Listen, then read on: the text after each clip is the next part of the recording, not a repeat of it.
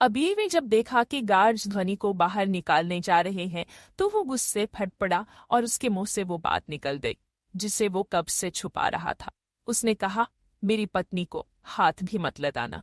अबीर की ये बात सुनते ही वहां ऐसा माहौल हो गया जैसे सबको बिजली का झटका लग गया हो। ध्वनि भी एकदम से होश में आ गई। अबीर के पिता को ऐसा लगा जैसे उन्हें किसी ने आसमां से उठा के नीचे पटक दिया हो और श्वेता से अपनी खुशी संभाल रही। अबीर ने इन बातों पर ध्यान नहीं दिया और भागकर ध्वनि के पास चला गया और उसे प्रोटेक्ट करने के लिए उसके आगे खड़ा हो गया। गार्ड्स इस तरह अबीर को आगे आता देख पीछे हट गए। आखिर वो उनका बॉस था। अबीर ध्वनि को चेक करने में बिजी था कि कहीं उसे कुछ हुआ तो नहीं। तभी उसे अपने पिता की गुस्से से भी आवाज आई। अबीर, अभी क्या कहा तुमने? जब अबीर ने अपने पिता की गुस्से भरी आवाज सुनी तो उसे समझ आया कि उससे क्या गलती हो गई है। पर अब क्या पछताने से क्या होगा? और अब वो कब तक इस बात को छुपा सकता था? एक ना एक दिन तो इसे बाहर आना ही था। तो आज सही। अबीर ने बस कुछ नहीं कहा और सर झुकाकर ध्वनि का हाथ पकड़ अपने पिता के सामने खड़ा हो गया। आदित्य, फिर गर्जे, क्या कहा तुमने? ये तुम्हारी पत्नी है। अबीर ने धीरे से सर हाँ में हिला दिया और वही हुआ जिसकी अबीर को उम्मीद थी। एक जोर का तमाचा उसके गाल पर जड़ दिया गया जिसे अबीर ने बिना आवाज किए सह लिया। उसके पिता फिर बोले, क्या इस 2 टके की लड़की के लिए तुमने सोनाली को ठुकरा दिया? अबीर जो सर झुकाकर उनकी बात सुन रहा था, जब उसने ध्वनि के लिए वो कठोर शब्द सुने तो वो भी आपे से बाहर हो गया और बोला, डैड, ध्वनि के बारे में कुछ भी गलत ना बोले। आदित्य ने फिर से अपना आपा खो दिया और बोले, अबीर, क्या तुम एक बार फिर ऐसी लड़की के लिए मेरे खिलाफ जा रहे हो जिसका ना कोई वजूद है और ना ही कोई बैकग्राउंड? क्या अलग है इसमें और रेवा में? वो भी तुम्हारा फायदा उठाने तुम्हारे पास आई थी। और ये भी, इससे अच्छा तो तुम उस घटिया लड़की रेवा को तलाक ही नहीं देते। अबीर ने कहा, ध्वनि और रेवा में बहुत फर्क है। ध्वनि रेवा से बहुत अच्छी है। आदित्य ने उसकी बात सुन गुस्से में नाक से आवाज निकाली। उन्होंने अबीर को फिर वार्निंग दी, अबीर, तुम एक बार फिर एक गलत लड़की के लिए मेरे खिलाफ जा रहे हो।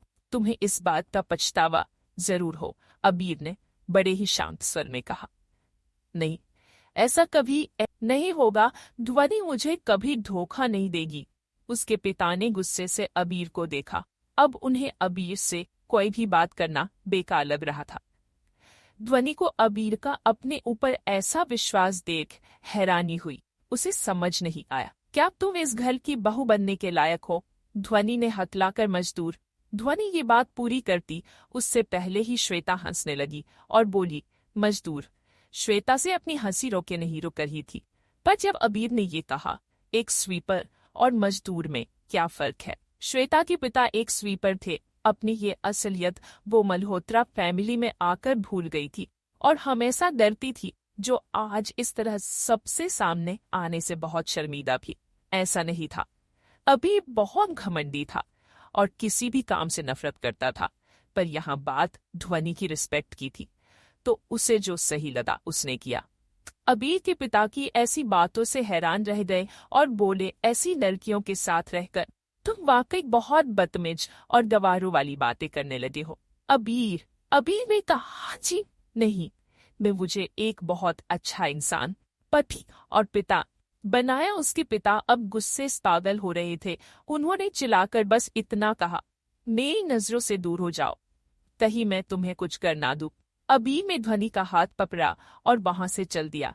अबीर जैसे ही बाहर कदम रखने वाला था, तभी उसके पिता एक बार फिर से चीखे, अबीर, मैं तुम्हें आखिरी मौका देता हूँ, या तो तुम मुझे चुन लो या फिर इस लड़की को, नहीं तो आज से हमारे सारे रिश्ते खत्म। ये सुनते ही अबीर और ध्वनि ठिठक कर रुक गए।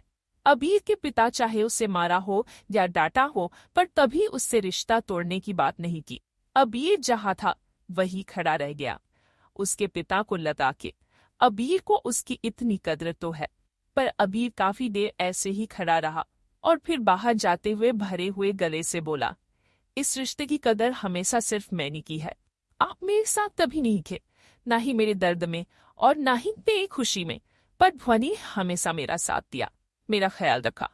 मेरी खुशी में मेरे साथ खुश हुई और मेरे दुख में मेरे साथ खुश हुई और मेरे दुख में मेरे साथ रोई है। मैंने इतने साथ रहने का वादा किया है। ये कह वो बाहर की ओर निकल गया। उसके पिता को अपने दिल में थोड़ा सा दर्द महसूस हुआ और वो गुस्से में बोले, जब ये तुम्हें छोड़कर जाएगी तो मेरे पास मत आना। आज के बाद मेरा सिर्फ एक बेटा है, तुम मेरे लिए मर चुके हो। ये कह वो पास रखे सोफे पर बैठ गए। अभी ये सुन एक बार रुका और फिर दोबारा चल दिया। श्वेता को तो ये सुनते ही लगा कि जैसे उसे स्वर्ग मिल गया हो। आखिर उसकी मनोकामना पूरी हुई। अब सब कुछ उसके बेटे का होगा। अब भी ये बिना कुछ कहे बाहर भारी कदमों से अपने साथ सदमे और हैरानी से बुत्सी ध्वनि को अपने साथ बाहर ले गया।